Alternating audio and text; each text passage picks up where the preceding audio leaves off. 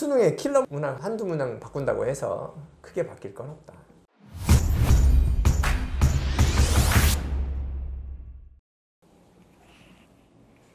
안녕하세요. 대치동영어학원 내부 고발자입니다.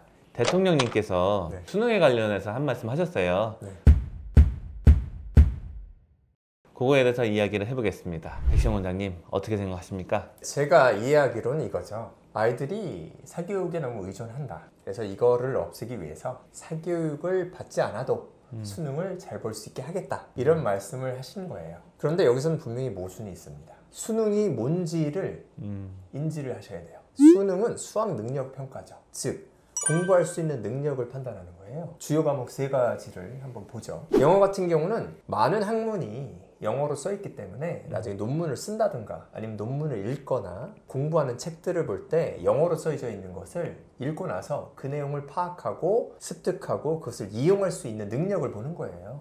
국어도 마찬가지죠. 여러 학문을 국어로 습득을 하고 어떻게 판단하고 이해할 수 있는지. 그리고 수학도 수학이 여러 학문에서 쓰이니까 거기서 어느 정도 활용할 수 있는 능력을 살펴보는 거예요. 그런데 지금 이제 대통령이 얘기한 것처럼 학교에서 공부하는 것만 공부해도 잘 볼 수 있게 하라. 그러면은 미래에 공부하는 거에 대한 평가가 이루어지지가 않는 거예요. 수능은 뭐냐면 대학교에 가서 어떻게 잘할 건지 그거를 판단하는 거잖아요. 그래서 고등학교에서만 공부한 거를 가지고는 판단할 수가 없어요. 본고사의 폐해가 그거였잖아요. 거의 암기 과목 공부하듯이 모든 과목을 공부하면 시험 잘 보고, 그렇지 않고 암기력이 떨어지는 애들은 시험 못 보고. 그런데 실질적으로 대학교 가서 공부를 해야 되는 내용하고는 동떨어져 있잖아요. 대학교에 가서 공부할 수 있는 능력을 측정하는 거는 올바른 것이죠. 저는 이제 이해가 안 되는 게 뭐냐면은 수능에 있어서 예전에도 표명했던 거는 이거거든요. 고등학교까지 정상적으로 교과 과정을 다 배운 학생이면은 다 이제 잘 볼 수 있는 식으로 출제를 한다가 출제 기조였어요. 달라지는 게 뭐죠?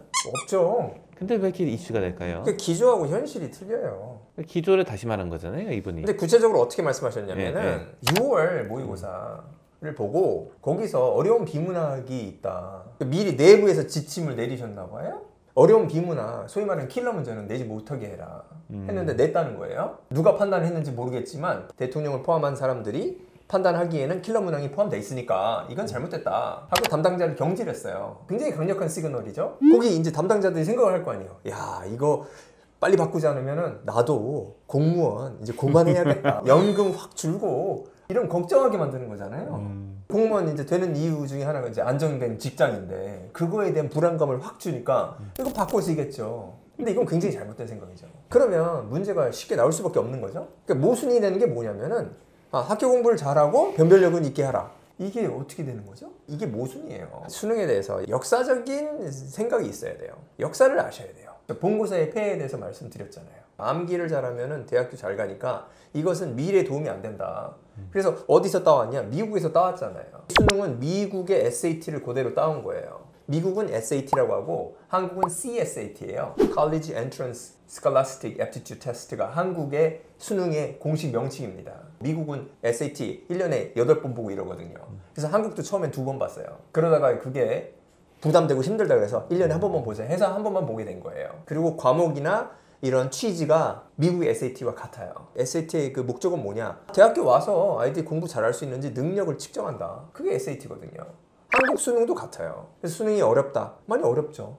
하지만 이 안에서 아이들이 공부할 수 있는 능력을 측정하는 거는 상당히 괜찮은 시험이다. 이렇게 생각을 해요. 이런 역사적인 것을 좀 보시고 판단을 하셔야지. 선우가 바뀌었어요. 아주 근본적으로는 이런 거죠. 왜 좋은 대학교를 소위 말하는 들어가기 어려운 대학교를 가야 되냐. 그러면 그런 대학교를 가지 않아도 잘 살 수 있게 비교적 우위가 차이가 많이 않도록 사회적인 환경을 변화시키면 문제가 없어요. 그게 근본적인 거예요. 그럼 이제 어떻게 대응을 해야 될까요? 이 수험생이나 이런 분들은. 수능의 킬러 문항 한두 문항 바꾼다고 해서 크게 바뀔 건 없다.